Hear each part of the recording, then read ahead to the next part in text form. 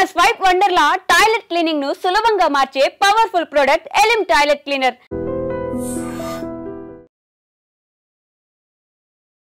Israel versus Iran, ఈ రెండు దేశాల మధ్యలో యుద్ధ వాతావరణం ఇప్పుడు చూస్తుంటే ఎవరన్నా ఒక మాస్టర్ మైండ్ వెనకాల ఉండి ఈ యుద్ధానికి కారణమని అనుకోవాలా? జాయింట్గా ఆపరేట్ చేసి ఇజ్రాయెల్ మీద దాడి చేసినా కానీ ఇజ్రాయెల్ గెలిచారు. వారు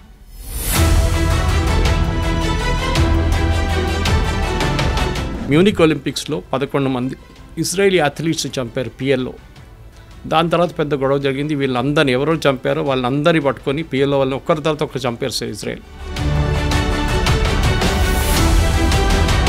ఎంతసేపు ఇరాన్ ఇజ్రాయెల్ని ఫినిష్ చేయాలి అన్న ఆలోచన అది కేవలం మతపరంగానే చూస్తామా, లేకపోతే డామినెన్సా, లేకపోతే పవర్ కోసమా? Why is Israel being targeted now and then? ఇండియాను ఎందుకు టార్గెట్ చేస్తారండి? పాకిస్తాన్ కానీ మిగతా ఇస్లామిక్ నేషన్స్, టర్కీ చేస్తున్నారు, అజర్బైజాన్ చేస్తున్నారు.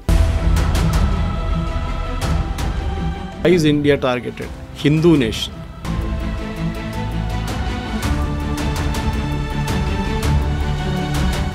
ఇరాన్ దగ్గర వస్తే వీళ్ళకి భయం ఏంటంటే ఇజ్రాయెల్కి వాళ్ళు ఎప్పుడైనా వాడుకుంటారు, ఎక్కడైనా వాడుకుంటారు. హుతీస్కి ఇచ్చేస్తారు, హెజ్బుల్లాకి ఇచ్చేస్తారు, హమాస్కి ఇచ్చేస్తారు. వాళ్ళ ఎగ్జిస్టెన్స్ ఉంటుంది ఇజ్రాయెల్. ఎందుకంటే ఒకసారి ఒక న్యూక్లియర్ బాంబ్ వేసిన తర్వాత దాని చుట్టుపక్కల ఉన్న 1000 కిలోమీటర్ దాకా మీరు అసలు ఉండలేరు. నెక్స్ట్ 5000 సంవత్సరాల దాకా ఉండలేరు మీరు అక్కడ. ఇండియా ఇద్దరికీ తెలిసిన నేషన్ అవ్వడం వల్ల suppose if India has to take a stand, ఎవరికి సపోర్ట్ చేస్తుంది ఇండియా? ఎవరికి సపోర్ట్ చేస్తే నష్టం? న్యూట్రల్గా ఉన్నా కూడా ఒక రకంగా కత్తి మీద సావలానే ఉంది ఇండియా పరిస్థితి. అసలు what is the future prediction for India? ఎవరికి సపోర్ట్ చేయాలి? చేస్తే ఎవరికి మంచిది? చేయకపోతే ఏం జరగబోతుంది? మనకు ఎప్పుడైనా పాజిటివ్ రిలేషన్షిప్ ఇజ్రాయెల్తోనే ఉంది. దానికోసం మొన్న SCO ఒక బాడీ ఉంది, మన బ్రెజిల్, చైనా వీళ్ళందరూ ఉన్న సోవియట్ యూనియన్ ఉన్న ఒక బ్లాక్ ఉంది ఒకటి. అక్కడ మొన్న ఒక రెజల్యూషన్ పాస్ చేశారు ఇజ్రాయెల్ వ్యతిరేకంగా. భారతదేశం దాని నుంచి బయటకు వచ్చేసింది resolution. We didn't accept it.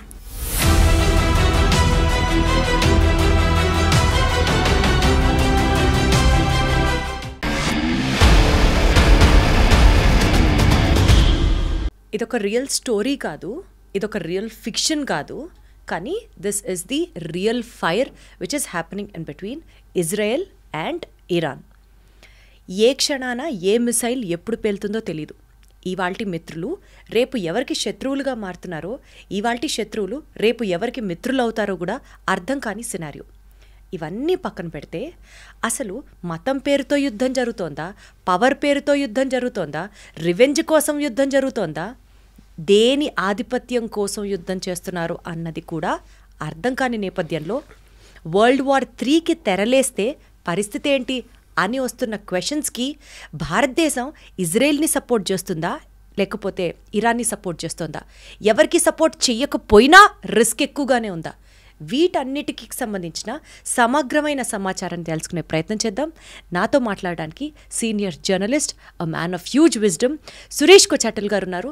Sir నమస్తే. నమస్తే.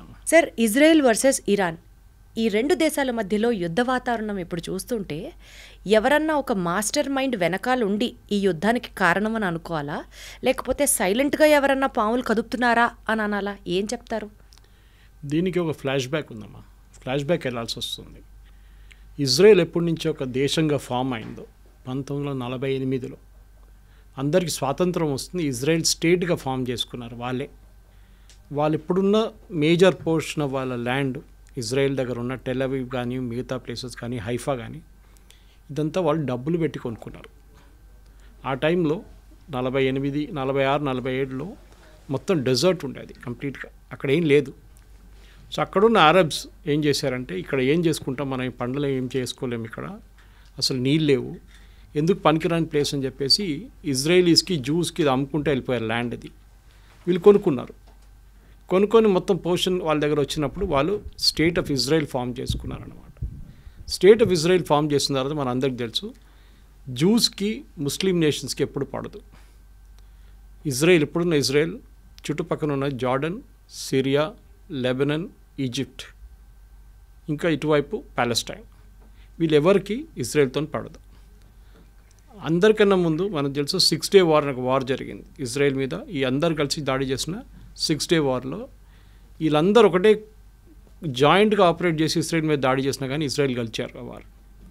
దాంట్లో చాలా మటుకు ఈజిప్ట్ దగ్గర ఉన్న కొంచెం ల్యాండ్, జార్డన్ దగ్గర ఉన్న కొంచెం ల్యాండ్ మొత్తం గుంజుకున్నారు ఇజ్రాయెల్.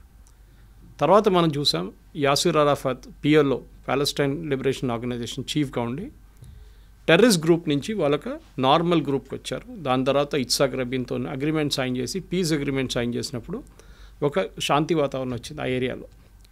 కానీ దాని ఇజ్రాయెల్ వర్సెస్ ఆ మిగిలిన 6 నేషన్స్కి శాంతి వాతావరణం వచ్చిందని చెప్తున్నారు. అంటే వాళ్ళందరూ వెనకకి వెళ్ళిపోయారు. పిఎల్ఓ మెయిన్గా ప్యాలెస్టైన్ లిబరేషన్ ఆర్గనైజేషన్ ఇజ్రాయెల్ని అంగీకరించారు. Israel has a right to exist అని. ఎందుకంటే అరబ్స్కి ఒక ప్రాబ్లం ఏంటంటే ఇజ్రాయెల్ అని రాష్ట్రం ఉండకూడదు. ఈ బేసిక్ ఇప్పుడున్న కూడా అదే ప్రాబ్లం.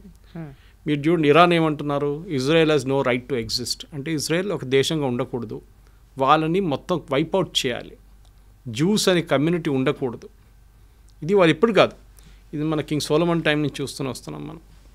ఇన్ఫ్యాక్ట్ లోకంలో ఒకటే దేశం ఉంది, ఎప్పుడైనా జ్యూస్కి పారిపోయి వచ్చినప్పుడు వాళ్ళని రండి మా దగ్గర ఉండండి అని చెప్పడానికి లోకంలో ఒకటే దేశం ఉండే ఆ టైంలో. You talking of from the king Solomon time నుంచి, అది భారతదేశం. నాకు ఇప్పుడు కూడా గుర్తుంది, మా ఇంటి నుంచి కేరళలో ఉన్న మా విలేజ్ నుంచి 16 కిలోమీటర్ దూరం క్రాంగనూర్ అని చెప్పి పెద్ద ఒక పోర్ట్ ఉండే ఒక టైంలో. దాని తర్వాత ఒక సునామీ వచ్చినప్పుడు మొత్తం కొట్టుకుపోయింది. అది 17th century 16th centuryలో. అప్పుడు దాన్ని కొడుంగలూరు అంటారు ఆ ప్లేస్ని. వెరీ సీకోస్ట్ దగ్గర ఉంటుంది. జ్యూస్ వచ్చి ఫస్ట్ ల్యాండ్ చేసిన ప్లేస్ అది ఇండియాలో. ఇంకోటి ముంబై వైపు కూడా ల్యాండ్ అయ్యారు, అప్పుడు బాంబే. అక్కడ కూడా అక్కడున్న రాజు రండి మాతో ఉండండి అని చెప్పి వాళ్ళకి స్థలం ఇచ్చారు. ఇక్కడ కూడా వాళ్ళకి పెద్ద ఒక స్థలం ఇచ్చారు. వాళ్ళు ఫస్ట్ సినగాగ్ అక్కడ కట్టుకున్నారు, అంటే వాడు గుడి అనుకోండి. అక్కడ నెక్స్ట్ వాళ్ళు కొచ్చిన్కి వెళ్ళారు. మీరు ఇప్పుడు కూడా కొచ్చిన్కి వెళ్తే జ్యూ టౌన్ అని పెద్ద టౌన్ ఉంది అక్కడ, ఓల్డ్ కొచ్చిలో, ఫోర్ట్ కొచ్చిలో. కంప్లీట్ జ్యూస్ ఉండేటోళ్ళు అక్కడ, కానీ ఇప్పుడు అందరు వెళ్ళిపోయారు. ఇప్పుడు ఒక 20 మంది ఉన్నారు అక్కడ అంతే. సో చాలా తక్కువ, కానీ అక్కడ పెద్ద ఒక సినగాగ్ ఉంది, చాలా బ్యూటిఫుల్ సినగాగ్ అది. సో జ్యూస్ అనే ఒక కమ్యూనిటీని మనం ఎట్లా అంటే వాళ్ళని ఉండనీయట్లేదు. ఈ అరబ్ నేషన్స్కి జ్యూస్ అంటే అస్సలు పడదు. అది ఇప్పుడు కూడా చూడండి, ఎవరైనా కానివ్వండి. ఇప్పుడు వీళ్ళ కాన్సెప్ట్ ఏంటంటే from the river to the sea is Palestine అని. రివర్ అంటే జార్డన్ రివర్ ఒకవైపు, సీ ఒకవైపు. ఇక్కడ ఇజ్రాయెల్ ఉన్నారు, ఇటువైపు జార్డన్, ఇటువైపు ఏమో ఇప్పుడున్న గాజా స్ట్రిప్. అంటే ఇజ్రాయెల్ ఉండకూడదు నడిమిట్లా, జార్డన్ నుంచి గాజా దాకా, అక్కడి నుంచి సీ దాకా మొత్తం వాళ్ళ దేశమే ఉండాలని చెప్తున్నారు. ఎవరు? ప్యాలెస్టీనియన్స్ వాళ్ళు. ఇది అంగీకరిస్తున్నారు అరబ్ నేషన్స్ అందరూ. ఇన్ఫ్యాక్ట్ ఈ పీస్ డీల్ సైన్ చేసిన తర్వాత కూడా మనకు అందరు తెలుసు, దానికన్నా ముందు మ్యూనిక్ ఒలింపిక్స్లో 11 మంది ఇజ్రాయేలీ అథ్లీట్స్ చంపారు పిఎల్ఓ. దాని తర్వాత పెద్ద గొడవ జరిగింది. వీళ్ళందరినీ ఎవరో చంపారో వాళ్ళందరినీ పట్టుకొని పిఎల్ఓ వాళ్ళని ఒక్కరి తర్వాత ఒకరు చంపారు సార్ ఇజ్రాయెల్. అప్పుడు ఇజ్రాయెల్ తెలిసింది ఏంటంటే మాకు సర్వైవ్ చేయాలంటే మాకు ఛాన్స్ లేదు, మాకు ఆప్షన్ లేదు, we have to fight to survive. ఎవరు వారిని సింపథైజ్ చేయరు. సింపథైజ్ చేసే చాలా తక్కువ నేషన్స్ ఉన్నారు. ఇన్ఫ్యాక్ట్ ఇందిరాగాంధీ టైంలో పిఎల్ఓకి సపోర్ట్ చేశారు, మన ఇజ్రాయెల్ సపోర్ట్ చేయలేదు. ఒక టెర్రరిస్ట్ ఆర్గనైజేషన్ సపోర్ట్ చేశాం. ఇప్పుడు కూడా మన హమాస్ని ఒక టెర్రరిస్ట్ ఆర్గనైజేషన్గా డిక్లేర్ చేయలేదు, ఈవెన్ మోదీ గవర్నమెంట్ వచ్చిన తర్వాత కూడా. కానీ దానికన్నా ముందు ఇంకా దారుణ పరిస్థితి ఉండే. పిఎల్ఓ లాంటి టెర్రరిస్ట్ ఆర్గనైజేషన్ని భారతదేశం సపోర్ట్ చేస్తుండే. ఓకే, సరే ఆ హిస్టరీ అయిపోయింది. యాసిర్ అరాఫాత్ని ఇజ్రాయెల్ వాళ్ళు చంపేశారు, అది అందరికి తెలుసు. ఫుడ్ పాయిజనింగ్ చేసి ఆయన అవుట్ చేసేసారు కంప్లీట్గా.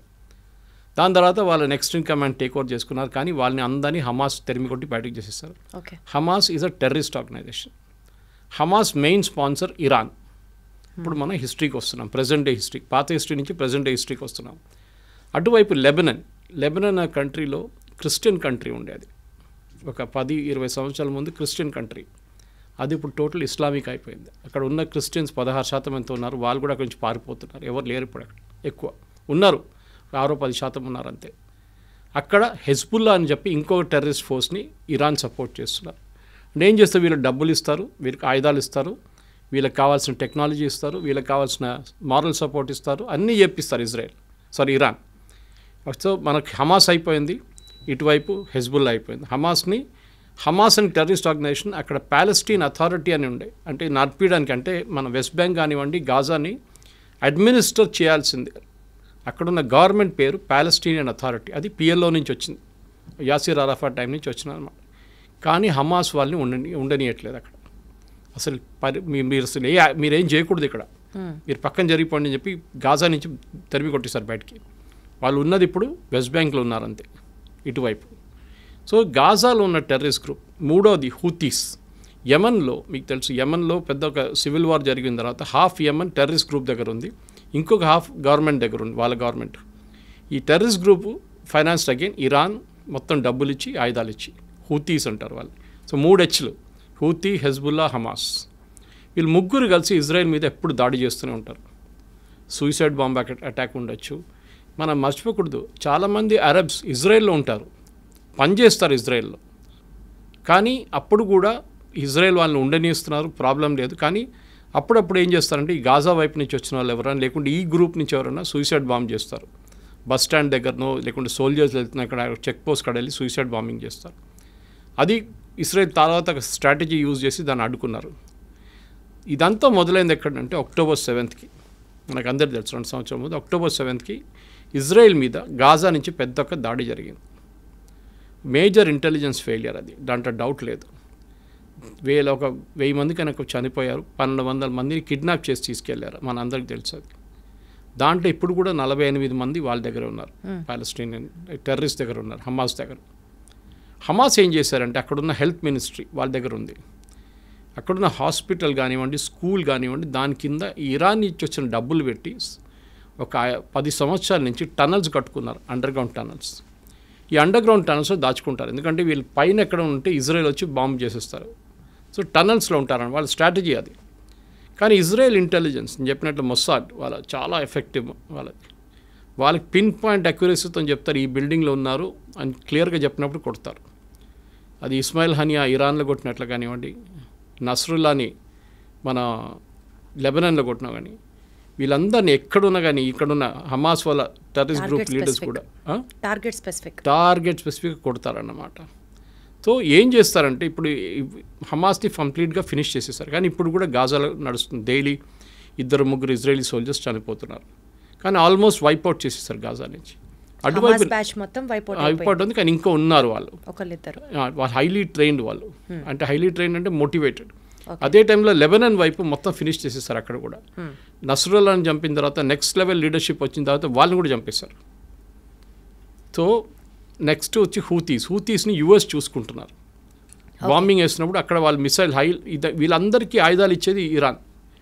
ఇన్ని సంవత్సరాల నుంచి ఎవరు వీళ్ళని పట్టించుకోలేదు.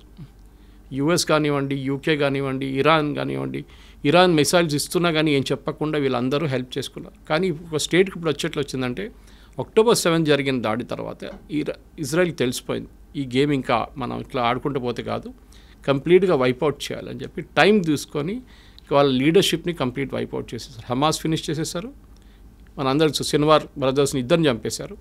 ఇటువైపు ఏమో నస్రుల్లాని చంపారు, అటువైపు ఏమో ఇస్మాయిల్ హనియాని ఫినిష్ చేసేసారు. వీళ్ళందరు లీడర్స్ కూర్చుంటుంది ఖతార్లో, అది మర్చిపోకూడదు మనం. అది ముస్లిం బ్రదర్హుడ్ కానివ్వండి, మీరు ఈ హమాస్ కానివ్వండి, లెబనీస్ మిలిషియా కానీ వీళ్ళందరూ కూర్చుంటుంది ఖతార్లో ఉంటారు. ఇరాన్ బ్యాకింగ్ ఉంటుంది. ఇరాన్కి సౌదీ అరేబియాకి పడదు, ఇరాన్కి బహ్రెయిన్కి పడదు, ఇరాన్కి యమన్కి పడదు, యమన్కి ఇరాన్కి ఒమాన్కి పడదు. ఇలా Iran is a Shia nation. Shia nation అంటే సార్, షియా అంటే వీళ్ళ ముస్లిమ్స్లో 2 గ్రూప్స్ ఉంటారు. షియా మైనారిటీ, మన హైదరాబాద్ వైపు చాలామంది షియాస్ ఉంటారు ఇక్కడ, ఎందుకంటే నిజాం ఒరిజినలీ ఫస్ట్ పర్షియా, వీళ్ళు షియాస్ అన్నమాట. ఇక్కడ సున్నీస్ మెజారిటీ ఉంటారు, 90% ఆల్మోస్ట్ సున్నీస్ ఉన్నారు వరల్డ్ వైడ్. వీళ్ళకి ఎప్పుడు ఇద్దరికి పడదు. దే డోంట్ బిలీవ్, వాళ్ళ కాన్సెప్ట్ అలాగ ఉంటుంది, ప్రాఫెట్ మొహమ్మద్ నుంచి వచ్చే కాన్సెప్ట్ అలాగ ఉంటుంది. అది కాకుండా వీళ్ళకి అంటే ఇంకా చాలా గ్రూప్స్ ఉన్నాయి. అహ్మదియాస్ ఉన్నారు, అహ్మదియాస్ని అయితే ముస్లిమ్స్ అని అసలు అంగీకరించారు ఎవరు, షియాస్ సున్నీస్ ఇద్దరు. సో మన దగ్గర కూడా చూస్తాం, మన పాకిస్తాన్ వైపు నిన్న కూడా దాడి జరిగింది అహ్మదియాస్ మీద అన్నమాట. సో చాలా మటుకు ముస్లిమ్స్లో చిన్న చిన్న గ్రూప్స్ ఉన్నాయి, కానీ మేజర్ గ్రూప్స్లో సున్నీస్, షియా. సో ఈ షియా నేషన్ ఉన్న ఇరాన్ని వీరెవరు సీరియస్గా తీసుకోరు. ఎవరు సౌదీ అరేబియా ఉండొచ్చు కానీ మిగతా. సో వాళ్ళ ఒక బలం చూపించడానికి ఇరాన్ ఏం చేశారంటే చాలా రోజుల నుంచి, అంటే అయతొల్లా ఖొమేనీ టేక్ ఓవర్ చేసుకున్నప్పటి నుంచి 70s ఆ టైంలో దానికన్నా ముందు ఇరాన్ చాలా మోడర్న్ నేషన్ ఉండే. మీరు ఒకసారి ఆ టైం ఇరాన్ ఫోటోగ్రాఫ్స్ చూస్తే మీరు యూఎస్లో ఉన్నారా లేకుంటే ఇరాన్ అన్న మనకు డౌట్ వస్తుందన్నమాట. బీచ్లో బికినీ చేసుకుని తిరిగేది, పబ్స్ ఉండేది, అక్కడ చాలా మోడర్న్ నేషన్ ఉండేది షా ఆఫ్ ఇరాన్ ఉన్నప్పుడు. కానీ షా ఆఫ్ ఇరాన్ ఓవర్త్రో చేసి ఖొమేనీ వచ్చిన తర్వాత మొత్తం థియోక్రటిక్ స్టేట్ అయిపోయింది అన్నమాట.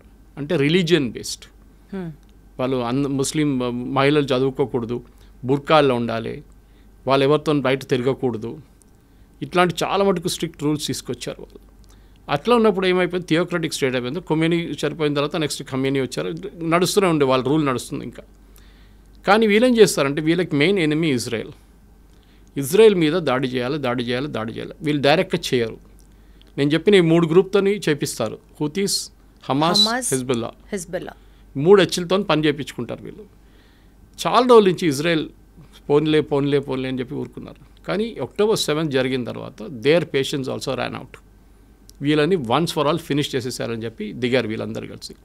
సో ఇజ్రాయెల్ గ్రేటెస్ట్ అడ్వాంటేజ్ ఏంటంటే వాళ్ళ మీద ఎప్పుడు దాడి జరుగుతూనే ఉంటుంది. నేను చెప్పాను చూడండి, 6 Day వార్ జరిగింది, ఇంకోటి యామ్ కిపూర్ వార్ అని ఇంకోటి ఉండే. వాళ్ళ హోలియెస్ట్ హాలిడే రోజు దాడి చేశారు వాళ్ళ మీద. ఇప్పుడు మన దగ్గర దివాళీ రోజో లేకుంటే దసరా రోజు మనందరం కొంచెం రిలాక్స్ అవుతాం, కానీ మన ఆర్మీ రిలాక్స్ కారు. కానీ వాళ్ళ టైంలో వాళ్ళ ఆర్మీ కూడా కొంచెం రిలాక్స్ అయిపోతారు ఆ టైంలో. చాలా ఫెస్టివల్స్ అంటే వాళ్ళు చాలా సీరియస్గా తీసుకుంటారు. అదే రోజు దాడి చేశారు, ఓమ్ కిపూర్ అని చెప్పి. వాళ్ళ holiest days in there calendar అనమాట. ఆ వార్ కూడా ఇజ్రాయెల్ గెలిచారు. సో వీళ్ళకేంటంటే ఇప్పుడు ఇరాన్కి మేజర్లీ ప్రూవ్ చేయడానికి, అంటే మేము సౌదీ అరేబియా కన్నా పెద్దది, టర్కీ కన్నా మేము పెద్దవాళ్ళం అని చెప్పి వీళ్ళు మిసైల్ టెక్నాలజీని చాలా చోట్ల నుంచి కొనుక్కున్నారు. ఒకటి మెయిన్లీ నార్త్ కొరియా దగ్గర నుంచి కొనుక్కున్నారు వీళ్ళు టెక్నాలజీ అంతా. ఇంకోటి కొంచెం టర్కీ దగ్గర నుంచి కొనుక్కున్నారు. ఈ టెక్నాలజీని వీళ్ళు వాడుకున్నారు. దీని తర్వాత వీళ్ళు న్యూక్లియర్ అంబిషన్స్కి వచ్చేసారు. అక్కడే ప్రజెంట్ గొడవ అంతా మొదలైందన్నమాట. So you have to understand the historical context. దానికోసం మీకు ఫ్లాష్ బ్యాక్ అని చెప్పాను. 100% సార్, నాకు అంతా అర్థమైంది. థ్యాంక్ యూ సో మచ్ ఎంత క్లియర్గా ఎక్స్ప్లెయిన్ చేసినందుకు. ఫస్ట్ ఆడియన్స్కి కూడా హిస్టరీ తెలిస్తే ఇంకా ఎక్కువ ఫాలో అవుతారు. సార్ ఇప్పుడు కమింగ్ టు ది పాయింట్, అసలు ఇజ్రాయెల్కి ఇరాన్కి మధ్యలో ఎంతసేపు ఇరాన్ ఇజ్రాయెల్ని ఫినిష్ చేయాలి అన్న ఆలోచన, అది కేవలం మతపరంగానే చూస్తామా, లేకపోతే డామినెన్సా, లేకపోతే పవర్ కోసమా, లేదా ఆయిల్ డామినెన్స్ కోసం, ప్రపంచవ్యాప్తంగా ఆయిల్ మా దగ్గర నుంచే ఉండాలి అన్న ఆ స్టేట్మెంట్ కోసమా? అసలు ఎందుకు why is Israel being targeted now and then? ఇండియాను ఎందుకు టార్గెట్ చేస్తారండి? పాకిస్తాన్ కానీ మిగతా ఇస్లామిక్ నేషన్స్, టర్కీ చేస్తున్నారు, అజర్బైజాన్ చేస్తున్నారు. Why is India targeted? Hindu nation. Okay, Hindu nation అంటారు. కానీ మన దగ్గర ఉన్న ముస్లిమ్స్ ఆఫ్టర్ ఇండోనేషియా తర్వాత మన దగ్గర అందరికన్నా పెద్ద సెకండ్ లార్జెస్ట్ ముస్లిమ్స్ ఉన్న దేశం భారతదేశం. మీరు అడిగిన మతం పరంగా కాదు ఇది బేసికలీ వీళ్ళ లాజిక్. నేను స్టార్టింగ్ మీకు ఎక్స్ప్లెయిన్ చేశాను. Israel has no right to exist. రేపు చెప్తారనుకోండి పాకిస్తాన్, భారతదేశంగా ఉండనే అసలు వాళ్ళకి అర్హత లేదు, వాళ్ళని ఫినిష్ చేసేయాలంటే మీరు ఎట్లా రియాక్ట్ అవుతారు? మా దేశం, మా ప్రాబ్లం మీకెందుకు అని చెప్పి ఇజ్రాయెల్ ఏం చేశారంటే, సరే వీ హ్యావ్ టు ఎగ్జిస్ట్. మా మీద ఆల్రెడీ 2-3 పెద్ద యుద్ధాలు జరిగినాయి మా మీద, మేము అన్నీ గెలుచుకున్నాం. ఇంకోటి అక్కడ ఒక చుక్క నీళ్ళు పడదు, వర్షం పడదు. అప్పుడు కానీ వాళ్ళ అగ్రికల్చర్లో నంబర్ 1 ప్రొడక్షన్, టెక్నాలజీలో దే ఆర్ నంబర్ 1, మిలిటరీ టెక్నాలజీలో దే ఆర్ సూపర్. వాళ్ళ ఐరన్ డోమ్ చూసాం చాలా మటుకు. మనం ఇజ్రాయెల్ గురించి చెప్తున్నాను. ఇరాన్ కాదు, ఇరాన్ అక్కడి నుంచి కొనుక్కున్నారు దొంగతనంతో. అది పాకిస్తాన్ చేసినట్లనే. పాకిస్తాన్ న్యూక్లియర్ టెక్నాలజీ జర్మనీ నుంచి దొంగతనం తీసుకొచ్చిన మనిషి ఏక్యూ ఖాన్. ఆయన సెటప్ చేశారు వాళ్ళ న్యూక్లియర్ అంబిషన్స్. ఇన్ఫ్యాక్ట్ ఆ టైంలో 1980s 90sలో ఇజ్రాయెల్ ఆఫర్ చేశారు ఇండియాకి, మేము పాకిస్తాన్ దగ్గర ఉన్న న్యూక్లియర్ టెక్నాలజీని మొత్తం ధ్వంసం చేస్తాం, ఇప్పుడు ఇలాగా ఇరాన్ మీద చేస్తున్నాడు, దాడి చేస్తామంటే అప్పుడున్న కాంగ్రెస్ గవర్నమెంట్ ఒప్పుకోలేదు. ఆలోచించండి, అప్పుడు చేస్తుంటే మనకి థ్రెట్టే ఉండదు పాకిస్తాన్ దగ్గర నుంచి. సరే దాని పక్కన పెడదాము. ఇప్పుడు ఇరాన్ కేసులో ఏమైందంటే, ఇరాన్కి న్యూక్లియర్ టెక్నాలజీ వాళ్ళ చేతికి దొరికింది, వాళ్ళకి యురేనియం దొరికింది, ఇంపోర్ట్ చేసుకోవచ్చు మీరు ఫర్ పీస్ఫుల్ పర్పసెస్. కానీ పీస్ఫుల్ అని ఇరాన్ ఎప్పుడు ఉండరు, మన అందరికి తెలుసు. వాళ్ళకి అంబిషన్ ఏంటంటే, ఒకటి మాకు వరల్డ్లో మేమే నంబర్ 1 లీడర్. అంటే ఒకవైపు టర్కీ ఏమంటున్నారంటే మేమే ఒరిజినల్ ఖలీఫా, అక్కడి నుంచి మా లైనేజ్ డైరెక్ట్ ప్రాఫెట్ మొహమ్మద్ నుంచి మాకే, మేము ఖలీఫేట్ మేమే. ఒటువైపు సౌదీ అరేబియా ఏమంటున్నారు, హోలియెస్ట్ సైట్స్ మా దగ్గర ఉంది, మెక్కాన్ మదీనా మా దగ్గర ఉంది, we're the original Muslim Islamic nation. ఇంకోవైపు పాకిస్తాన్, మన అసీం ముని స్టేట్మెంట్ చూసుంటారు, we're the second after Saudi Arabia, మేమే సెకండ్ లార్జెస్ట్ ఇస్లామిక్ నేషన్ అంటున్నారు. ఇప్పుడు ఇరాన్ అంటున్నారు మేమేం చేయాలి, మేము కూడా మా పవర్ చూపించాలని చెప్పి వీళ్ళు న్యూక్లియర్ ప్రాసెసింగ్ స్టార్ట్ చేశారు. ఆల్రెడీ వాళ్ళ దగ్గర బ్యాలిస్టిక్ టెక్నాలజీ ఉంది. బ్యాలిస్టిక్ అంటే మీకు ఒక 100 కిలోమీటర్ నుంచి 500-600 కిలోమీటర్ కొట్టచ్చు మీరు. ఇప్పుడు 1000 కిలోమీటర్ కూడా ఉంది, మిసైల్స్ కొట్టచ్చు. కానీ మిసైల్స్ని మీరు ఒకటి అమ్యునిషన్ పెట్టి పంపించవచ్చు, ఇంకోటి న్యూక్లియర్ వెపన్ పెట్టి పంపించవచ్చు. న్యూక్లియర్ వెపన్ ఎవరు వాడరు, ఉంటుంది, దమ్కి ఇవ్వడానికి ఉంటుంది అంతే, నా దగ్గర ఉంది చూడు అని చెప్పడానికి. పాకిస్తాన్ చేసినట్లు మనం బ్లఫ్, మోదీ గారు అన్న వీ కాల్ దేర్ బ్లఫ్ అన్నారు. ఇరాన్ ఏం చేశారంటే న్యూక్లియర్ ప్రాసెసింగ్ మొదలుపెట్టి వాళ్ళ పవర్ ప్లాంట్ ఉంది, వాళ్ళకి ఒక న్యూక్లియర్ పవర్ ప్లాంట్ అక్కడ వాడుకుంటారు. ఇప్పుడు మన హైదరాబాద్లో చర్లపల్లిలో న్యూక్లియర్ ఫ్యూయల్ కాంప్లెక్స్ ఉంది. మనం బయట నుంచి తెప్పించుకున్న యురేనియం అంతా, అది కాకుండా మన దగ్గర ఉన్న కొంచెం యురేనియం వాడుకొని దాన్ని ప్రాసెస్ చేసి రాడ్స్లో తయారు చేసి మన కల్పాకం కానివ్వండి, మిగతా మన కైగా లాంటి అటామిక్ పవర్ ప్రాజెక్ట్స్కి పంపిస్తాం. ఓకే, అక్కడ వాళ్ళు దాన్ని న్యూక్లియర్ పవర్గా వాడుకుంటారు, న్యూక్లియర్ పవర్ జనరేట్ చేయడానికి వాడుకుంటారు. దానికి ఒక ప్యూరిటీ లెవెల్ ఉంటుంది. ఓకే, అంటే మీరు వెపన్ గ్రేడ్కి వెళ్ళాలంటే న్యూక్లియర్ సివిలియన్ యూస్కి మీకు 20 నుంచి 40% ప్యూరిటీ ఉంటే చాలు. 40 కూడా చాలా ఎక్కువ. కానీ మీరు 60% దాకా ప్యూరిటీ, మీరు అంటే సెంట్రిఫ్యూజ్ అంటారు దాన్ని. మీరు కాలేజ్లో మనం ఫిజిక్స్ కెమిస్ట్రీ ఎక్స్పెరిమెంట్ చేస్తున్నప్పుడు ట్యూబ్స్ పెట్టి ట్యూబ్స్లో కొన్ని లిక్విడ్ సెంట్రిఫ్యూజ్ చేస్తారు, దాన్ని ఫాస్ట్గా తిప్పుతాం.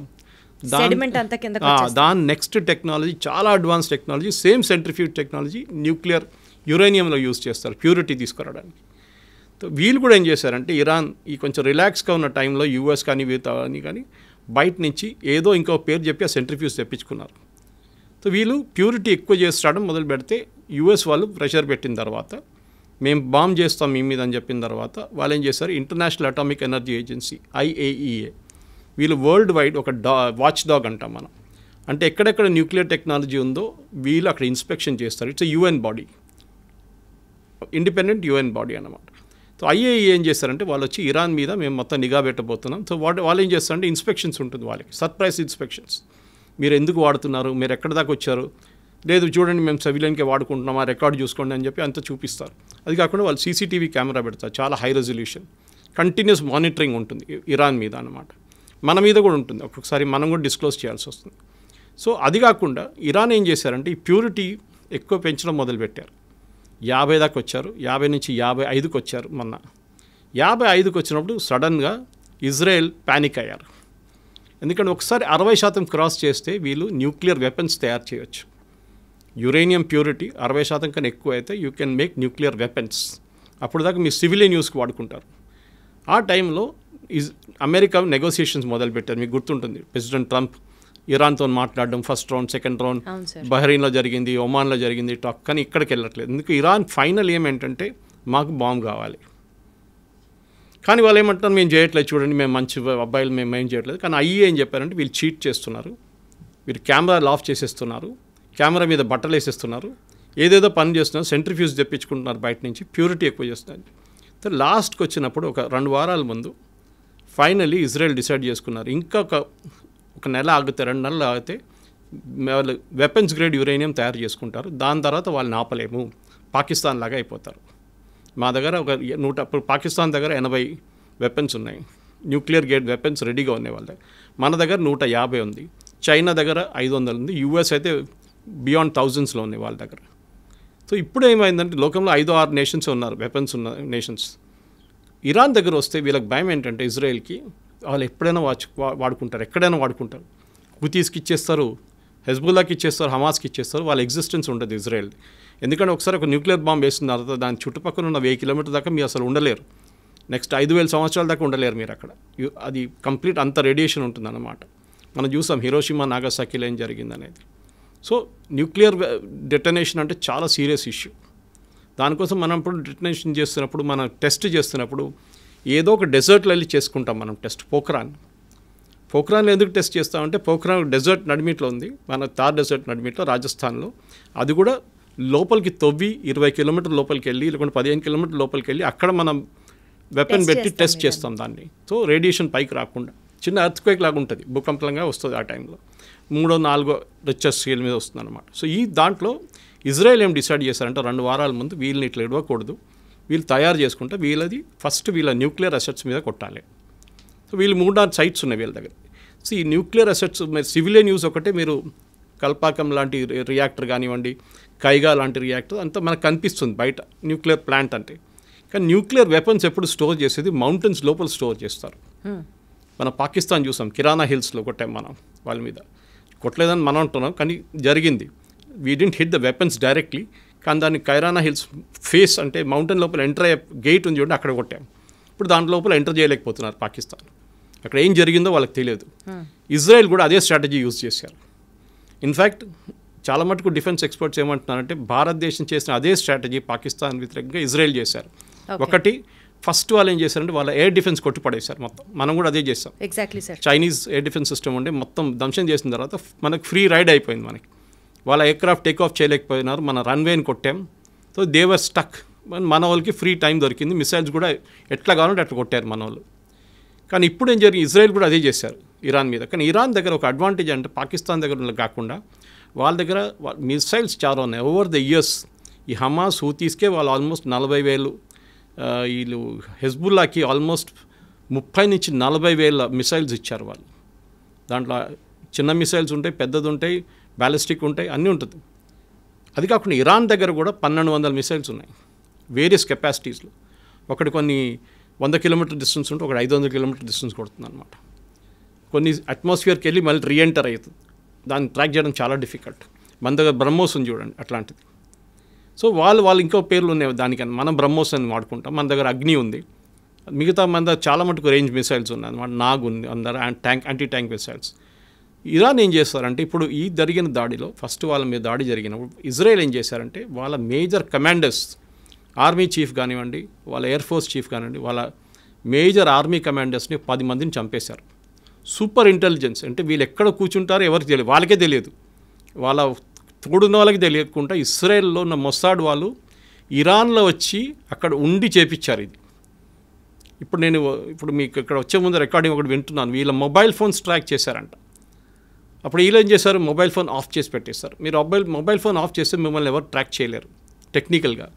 కానీ అది కూడా ఇజ్రాయెల్ దగ్గర టెక్నాలజీ ఉందంట. మొబైల్ ఆఫ్ చేస్తే పెడితే కూడా టెక్నాలజీ మీ మొబైల్ని ట్రాక్ చేస్తారంట. So Israel is super duper smart టెక్నాలజీలో వాళ్ళని. అది కాకుండా ఇంటెలిజెన్స్లో మొసాడ్ లాంటి ఏజెన్సీని ఈవెన్ అమెరికన్ సిఏ పనికిరాదు. They are super. ఇప్పుడు కాదు, ఫస్ట్ టైం కాదు. వాళ్ళ మ్యూనిక్ ఒలింపిక్స్లో 11 మంది అథ్లీట్స్ని చంపిన వాళ్ళు 8 మంది వచ్చి చేశారు. మెయిన్ టెర్రరిస్ట్ 8 మందిని వాళ్ళు చంపారు. తర్వాత ఒక్కరినైతే ఒక 20 సంవత్సరాల తర్వాత వెళ్ళి బ్రెజిలియన్ జంగిల్లో వెళ్ళి కొట్టారు. ఆలోచించండి. మొసాడ్ ఇస్ చాలా సూపర్. వాళ్ళు చాలా ప్లేసెస్లో అసాసినేషన్ చేశారు ఇలా ఎనిమీస్ మీద అనమాట. ఇజ్రాయెల్ ఎనిమీస్ ఎక్కడకుండా వాళ్ళ మీద చేశారు. అది కాకుండా ఇప్పుడు జరిగిన మొన్న దాంట్లో ఫస్ట్ వీళ్ళ ఆర్మీ లీడర్షిప్ మొత్తం కొట్టేశారు. న్యూక్లియర్ సైంటిస్ట్ని చంపేశారు. దీనికన్నా ముందు కూడా చేశారు. ఈవెన్ యూఎస్ చేశారు. సొలైమానీ బాంబింగ్ ఒకటి ఉండే, ఫేమస్ బాంబింగ్ ఒకటి, అక్కడ కూడా వాళ్ళు చేసింది అదే. ఇప్పుడు మన హెజ్బుల్లా బాంబింగ్ చూసాం. హెజ్బుల్లాది మీటింగ్ జరుగుతున్నప్పుడు నస్రుల్లాని కొట్టారు. అది కూడా బంకర్ 3 ఫ్లోర్ల కింద. బంకర్ బస్టర్ బాంబ్ అంటారు దాన్ని. అంటే బాంబు పైనుంచి డ్రిల్ చేసుకుంటూ పోతుంది. డ్రిల్ చేసి వెళ్ళి కింద ఎక్కడ ఉందో అక్కడ వెళ్ళి కంప్లీట్ బ్లాస్ట్ అయిపోతుంది అనమాట. షాక్తో చనిపోతారు, మంటలేమి ఉండదు. ఈవెన్ నసరుల్లా బాడీ అట్లనే దొరికింది ఇంటాక్ట్. ఈ డైడ్ ఆఫ్ షాక్. ఇజ్రాయెల్ మనకు అదే బాంబ్ బాలాకోట్లో ఇచ్చారు. బాలాకోట్ బాంబింగ్ భారతదేశం చేసినప్పుడు మన పుల్వామా అటాక్ తర్వాత వీ డిడ్ బాలాకోట్, వాళ్ళ టెర్రరిస్ట్ గ్రూప్ మీద అటాక్ చేసాం పాకిస్తాన్లో. మనకు వాడిన బాంబ్ బంకర్ బస్టర్ బాంబ్. ఇప్పుడు ఇజ్రాయెల్ దగ్గర ఆ బాంబులు లేవు అన్నప్పుడు మనం ఇజ్రాయెల్కి ఇచ్చాం. మన దగ్గర అదే అడగబోతున్నాను సార్. ఇప్పుడు ఇండియాకి diaspora is there with Israel and Iran. And తెలియకుండానే ఇందాక కూడా మీరు అంటున్నారు కాంగ్రెస్ గవర్నమెంట్లో మనం తెలియక ఇరాన్ సపోర్టెడ్ హమాస్ గ్రూప్స్ని మనం కూడా టెర్రరిస్ట్ కాదు అనుకుంటూ but we're still supporting there. India ఇద్దరికీ తెలిసిన నేషన్ అవ్వడం వల్ల suppose if India has to take a stand, ఎవరికి సపోర్ట్ చేస్తుంది ఇండియా? ఎవరికి సపోర్ట్ చేస్తే నష్టం? న్యూట్రల్గా ఉన్నా కూడా ఒక రకంగా కత్తి మీద సావలానే ఉంది ఇండియా పరిస్థితి. అసలు what is the future prediction for India? ఎవరికి సపోర్ట్ చేయాలి? చేస్తే ఎవరికి మంచిది? చేయకపోతే ఏం జరగబోతోంది? ఇద్దరికి బ్యాలెన్స్ చేయాల్సి వస్తుందండి. మనకి ఎప్పుడైనా పాజిటివ్ రిలేషన్షిప్ ఇజ్రాయెల్తోనే ఉంది. దానికోసం మొన్న SCO ఒక బాడీ ఉంది, మన బ్రెజిల్, చైనా వీళ్ళందరూ ఉన్న సోవియట్ యూనియన్ ఉన్న ఒక బ్లాక్ ఉంది ఒకటి.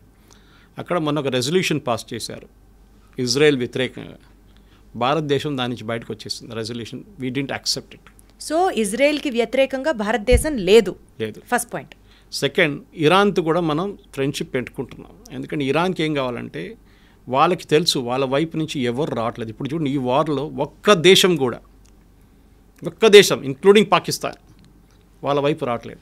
ఇరాన్ సపోర్టెడ్ హమాస్ గ్రూప్స్ని ఇండియా ఎందుకు సపోర్ట్ చేస్తుంది సార్? మరి ఇండియా సపోర్ట్ చేయట్లేదు, ఇండియా కండమ్ చేయట్లేదు. We're not declared them as a terrorist group. Problem ఎక్కడ వస్తుందంటే షియాస్, మన దగ్గర ఉన్న షియాస్, కశ్మీర్ వైపు షియా పాపులేషన్ ఎక్కువ. మీరు లే లదాఖ్కి వెళ్తే, లదాఖ్ ఒక యూనియన్ టెరిటరీగా తీసుకుంటే లదాఖ్లో రెండు పీసులు ఉన్నాయి. ఒకటి నేను ఒక 1 year ముందు వెళ్ళాను అక్కడికి. ఒకవైపు లే వైపు బుద్ధిస్ట్ ఉంటారు, వేరే కార్గిల్ వైపు లద్దాఖ్ది మొత్తం షియా ముస్లిమ్స్ ఉంటారు. మీరు అక్కడ వెళ్తే కాఫీ షాప్లలో, రెస్టారెంట్లలో, హెయిర్ కటింగ్ సెలూన్లలో అంత ఖొమేనీ ఫోటో కనిపిస్తుంది మీకు. They are Shias. ఇప్పుడు నేను అడిగా చాలామంది నా దగ్గర, సురేష్ గారు ఈ కశ్మీర్ నుంచి వెళ్ళారా చాలామంది అంటున్నారు, ఇరాన్కి చదువుకోవడానికి అన్నారు. నేను చెప్పాను కరెక్ట్. మిగతా ఎవరైనా ఇండియా నుంచి యూఎస్కి వెళ్తారు, యూకేకి వెళ్తారు, యూరోప్కి వెళ్తారు, కెనడాకి వెళ్తారు, ఆస్ట్రేలియాకి వెళ్తారు, కానీ ఇరాన్కి చదువుకోవడానికి ఎవరు వెళ్ళారు? నిన్న మొత్తం పెద్ద గొడవ రాత్రి కదా, మమ్మల్ని అందరిని ఎవాక్యువేట్ చేయండి ఇక్కడి నుంచి అని చెప్పి. అప్పుడు నేను కనుక్కున్నప్పుడు తెలిసిపోయింది వీళ్ళంతా కశ్మీర్ నుంచి వెళ్ళిన వాళ్ళు, షియా ముస్లిమ్స్. ఇండియాకి ఆ రకంగా కూడా అక్కడ ఒక కనెక్షన్ ఉందన్న మనకి. ఓకే. తో కశ్మీర్లో గొడవ జరిగినప్పుడు మొన్న కూడా Khamenei, the same Khamenei statement ఏమి ఇచ్చారంటే Kashmir is a disputed territory, ముస్లిమ్స్ని కశ్మీర్ భారతదేశం దగ్గర నుంచి గుంజుకోవాలని స్టేట్మెంట్ ఇచ్చారు ఖమేనీ. ఓకే. రిలీజియస్ యాంగిల్ నుంచి. కానీ మనం దాన్ని లైట్గా తీసుకున్నాం. We just condemned it. ఆయన తర్వాత దాని గురించి మాట్లాడలేదు, ఏదో ఒక రోజు జోష్లో చెప్పేసిండు అంతే. అదే టైంలో మనకి చాబార్ ఫోర్ట్ అనే పోర్ట్ ఉంది ఇరాన్లో. మన ఆ పోర్ట్ని కాంట్రాక్ట్లో తీసుకున్నాం, అంటే అవుట్సోర్సింగ్లో తీసుకున్నాం మనకు అక్కడ ఒక 6 berths ఇచ్చారు వాళ్ళు. చాలా క్రూషియల్ అది, ఎందుకంటే ఆఫ్ఘనిస్తాన్ ఎంటర్ కావడానికి పాకిస్తాన్ నుంచి వెళ్ళకుండా మనకు వెళ్ళడానికి ఒక రూట్ అది చాబార్ ఫోర్ట్. మన అక్కడ చాలా వేల కోట్లు, ఆల్మోస్ట్ 1000 కోట్లు 2000 కోట్లు పెట్టి ఆ పోర్ట్ని డెవలప్ చేస్తున్నాం. ఇరాన్ దగ్గర డబ్బులు లేవు. శాంక్షన్స్ వచ్చిన తర్వాత, యుఎస్ శాంక్షన్ పెట్టిన తర్వాత ఇరాన్ ఓపెన్లీ వాళ్ళ ఆయిల్ అమ్మలేకపోతున్నారు. ఇప్పుడు రష్యా చేస్తున్నట్లని యుక్రెయిన్ వార్ తర్వాత కొన్ని రోజులు మనం కూడా కొనుక్కున్నాం ఇరాన్ దగ్గర నుంచి క్రూడ్ ఆయిల్ కొనుక్కున్నాం. కానీ దాని తర్వాత మళ్ళీ పేమెంట్ ప్రాబ్లం వచ్చింది. యుఎస్ అన్నారు బ్యాంకింగ్ సిస్టమ్ పనిచేయదు, ఇరాన్తో మీరు డీల్ చేసుకుంటే డీల్ చేసుకోండి అని. కొన్ని రోజులు మన దగ్గర రూపీ ట్రేడ్ చేసుకున్నారు, రూపీ ట్రేడ్. దాని తర్వాత బాటర్ ట్రేడ్ పెట్టుకున్నారు, మీరు మాకు బియ్యం ఇవ్వండి మేము మీకు ఫ్యూయల్ ఇస్తామని, క్రూడ్ ఆయిల్ ఇస్తామని. సో రెండు వైపు నుంచి మీరు అడిగిన ప్రశ్నకి మనకి ఇజ్రాయెల్ చాలా కావాలి మనకి. టెక్నాలజీ వైపు మన వెపన్స్ అన్నీ మన దగ్గర. మొన్న జరిగిన పాకిస్తాన్ మీద జరిగిన దాడిలో 3 మేజర్ వెపన్స్ మ్యానుఫ్యాక్చర్ చేసేది ఇజ్రాయలీ కంపెనీస్ భారతదేశంలో జాయింట్ వెంచర్గా. దాంట్లో ఒకటి హైదరాబాద్ కూడా ఉంది, పేరు చెప్పకూడదు, హైదరాబాద్ కూడా ఉంది ఒకటి బెంగళూరులో ఉంది. సో వాళ్ళ వెపన్స్ మనం వాడుకుంటున్నాం, వాళ్ళతో జాయింట్ ఫ్రెండ్షిప్ ఉండాలి లాంగ్ టర్మ్. ఎందుకంటే ఈ అయోత్తోలో ఎప్పుడు పోతాడో తెలియదు, ఇప్పుడు కనిపించలేదు అంటున్నాం, 3 రోజు కనిపించట్లేదు, ఎక్కడున్నారో ఎవరికి తెలియదు, ఈ రెజ్యూమ్ ఎప్పుడు పోతుందో తెలియదు. వీళ్ళేమంటున్నారంటే యుఎస్ ఇజ్రాయెల్ ఇద్దరు అంటున్నారు రెజ్యూమ్ చేంజ్, అంటే అక్కడ ఉన్న గవర్నమెంట్ని మార్చడానికి మాకేం ఇంట్రెస్ట్ ఏం లేదు, కానీ ఇరాన్ దగ్గర న్యూక్లియర్ వెపన్స్ ఉండకూడదు, అది మా అల్టీరియర్ ఎయిమ్. వాళ్ళు న్యూక్లియర్ టెక్నాలజీ పీస్ఫుల్ యూస్కి వాడుకుంటే మాకు ప్రాబ్లం లేదు, కానీ వాళ్ళు వెపన్ గ్రేడ్కి వస్తే మేము వాళ్ళని కొట్టుపడేస్తాం. అదేమి ఇప్పుడు చేస్తున్నారు. ఇప్పుడు ఏమైపోయిందంటే లాస్ట్ 3 రోజుల్లో, ఎస్పెషలీ లాస్ట్ నైట్లో చాలా మట్టుకు ఇరాన్ మీద మేజర్ టౌన్స్ మీద, ఎస్పెషలీ తెహరాన్ కానివ్వండి, ఇంకోటి ఇస్ఫహాన్ అని చెప్పి వాళ్ళకి పెద్ద టౌన్ ఉంది. ఇంతకు ఇస్ఫహాన్కి హైదరాబాద్కి పెద్ద కనెక్షన్ ఉంది. ఇక్కడ మన వాళ్ళు ఈ పర్షియా నుంచి వచ్చిన వాళ్ళు చాలామంది హైదరాబాద్కి వచ్చి సెటిల్ అయ్యారు, ఇంక్లూడింగ్ నిజామ్స్, కంప్లీట్ డైనస్టీ అక్కడి నుంచి వచ్చారు, అసబ్జాయి. సో వాళ్ళు ఈ హైదరాబాద్ మీరు ఎయిర్ నుంచి ఒక హెలికాప్టర్లో వెళ్ళి మీరు చార్మినార్ దగ్గర నుంచి ఒక షాట్ తీసుకొని అదే షాట్ మీరు ఇరాన్ ఇస్ఫహాన్ టౌన్ నడిమిట్లలో తీసుకుంటే 2 సేమ్ ఉంటుంది. సో ఇస్ఫహాన్ హైదరాబాద్ మోడల్ చేస్తుంది ఇస్ఫహాన్ మీద అనమాట. సో ఇస్ఫహాన్లో పెద్ద న్యూక్లియర్ ఫెసిలిటీ ఒకటి ఉంది, ఇంకోటి ఫరోల్ది చెప్పి ఇంకో ప్లేస్లో ఒక న్యూక్లియర్ ఫెసిలిటీ ఉంది. ఇదంతా మౌంటైన్స్ కింద ఉంది. దాన్ని ఇజ్రాయెల్ కొడుతున్నారు రెగ్యులర్గా. ఇప్పుడు అది కాకుండా వీళ్ళ దగ్గర ఉన్న 40,000 అన్నారు, ఫస్ట్ 1,00,000 మిసైల్స్ ఉన్నారు, దాన్ని మళ్ళీ డిగ్రేడ్ చేసి 60 అన్నారు, మళ్ళీ 40 అన్నారు, ఇప్పుడు 20 అంటున్నారు. ఇప్పుడు ఇరాన్ దగ్గర బహుశా ఉన్నది ఒక 15,000 మిసైల్స్. దాన్ని కూడా లాంచర్ మీద పెట్టినప్పుడు నిన్న కూడా చూసాం మనం చాలా మటుకు వీడియోలు, ఇజ్రాయెల్ కొట్టారు లాంచర్ మీద. ఎందుకంటే ఇది దివాళీ పటాకాలు కాదు కదా, ఏదో బాటిల్లో పెట్టి పంపించడానికి పైకి లాంచర్లు కావాల్సి వస్తుంది. మొబైల్ లాంచర్స్ ఉంటుంది, ఫిక్స్డ్ లాంచర్స్ ఉంటుంది. మొబైల్ లాంచర్స్ ట్రాక్ చేయడానికి డిఫికల్ట్ ఉంటుంది. పెద్ద లారీస్ ఉంటుంది, పెద్ద లారీ మీద ఒక మిసైల్ ఇట్లా పెట్టుకొని దాన్ని టిల్ట్ చేసి ఫైర్ చేస్తారు. సో దాన్ని ఆ టైం దొరుకుతుంది మీకు, ½ అన్ అవర్. వీళ్ళు పైనుంచి శాటిలైట్లో చూసుకుంటూ కూర్చున్నారు ఇజ్రాయలీ. ఇమ్మీడియట్గా వాళ్ళ ఎయిర్క్రాఫ్ట్ చెప్తారు దీన్ని వెళ్ళి కొట్టరంటారా అని చెప్పి. నిన్న అదే జరిగిందన్నమాట చాలా చోట్ల. సో వాళ్ళని డిగ్రేడ్ చేస్తున్నారు ఇరాన్ని. ఒక టైం వస్తుంది, ఇంకో వారం తర్వాత 10 రోజుల తర్వాత ఇరాన్ దగ్గర మిసైల్స్ ఉండవు. అప్పుడు ఏం చేస్తారు? అదే టైం ఇజ్రాయెల్ కంప్లీట్గా దానికోసం నిన్న కూడా చూడండి, it had absolute run on Tehran. Even president Trump చెప్పారు వెకేట్ టెహరాన్ ఇమీడియట్లీ. తెహరాన్ ఖాళీ చేయండి. వాళ్ళ మీడియా మనలాంటి దూరదర్శన్ లాంటి అవుట్ఫుట్ ఒకటి ఉంది వాళ్ళకి అక్కడ, దాని మీద దాడి చేశారు. లైవ్గా చూపించారు నేను రాత్రి, చూడండి. ఒక లేడీ న్యూస్ చదువుతున్నప్పుడు లైవ్గా 9 PM బులెటిన్ కొట్టారు వాళ్ళు ఆ టైంలో కరెక్ట్గా. సో ఇజ్రాయెల్ ఏంటంటే టోటల్ డామినెన్స్. ఇప్పుడు ట్రంప్ కూడా సపోర్ట్ చేయాల్సి వస్తుంది ట్రంప్కి. వాళ్ళకు కూడా ఇంకా they have no other choice యూఎస్కి ఇప్పుడు. సో ఎలా అయితే ఇరాన్ వెపన్స్కి ఇంకా మా దగ్గర అయిపోతున్నాయి అని చెప్పే స్టేట్కి వస్తుందో, న్యూట్రల్గా బిహేవ్ చేసే పొజిషన్ నుంచి ఇండియాకి కూడా కష్టమయ్యే సిచ్యువేషన్ వచ్చింది అనుకుందాం sir. Because India wants Israel and India also has to support Iran. ఏదో ఒక పాయింట్లో మేము న్యూట్రల్గా ఉండలేము అని అనుకున్న టైంలో భారతదేశానికి స్పెసిఫిక్గా హిడెన్ సైబర్ అటాక్స్ దగ్గర నుంచి, ఆయిల్ ప్రైసెస్ విపరీతంగా పెరిగిపోవడం దగ్గర నుంచి ఎకానమీ కొలాప్స్ అవ్వడానికి కూడా ఆస్కారం ఉందా? లేదు. ఎందుకంటే ఆయిల్ ట్రేడ్లో ఇరాన్కి అంత పెద్ద షేర్ లేదు ఇప్పుడు, ఎందుకంటే వాళ్ళ మీద బ్యాన్ ఉంది కంప్లీట్గా.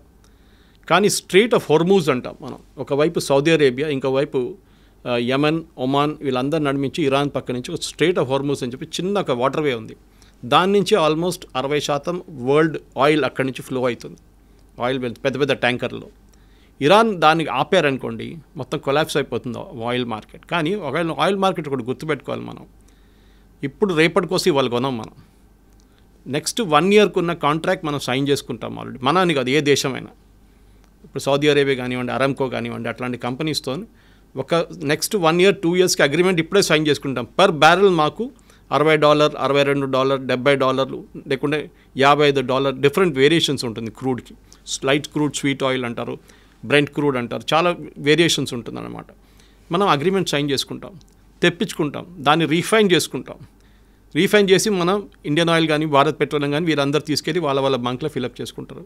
సో రేపటికి వచ్చే వారానికి ఎప్పుడు మనం క్రూడ్ కొనాం. మనకు ఇప్పుడు ప్రాబ్లం కూడా జరిగింది అనుకోండి, దాని ఇంపాక్ట్ ఒక 6 నెలల తర్వాతనే ఉంటుంది, ఇప్పుడు ఉండదు. అది కాకుండా భారతదేశం దగ్గర యూఎస్ చేసినట్లనే మనం కూడా మోదీ గవర్నమెంట్ వచ్చిన తర్వాత స్ట్రాటజిక్ రిజర్వ్స్ అని చెప్పి ఒక కాన్సెప్ట్ పెట్టాం. అంటే మంగళూరు వైపు, ఇంకోటి వైజాగ్ వైపు ఉందనుకుంటే, ఎక్కడని చెప్పట్లేదు, పెద్ద అండర్గ్రౌండ్ ట్యాంకర్స్ తయారు చేసుకున్నాం మనం. ట్యాంక్స్ పెద్దది, చాలా పెద్దది.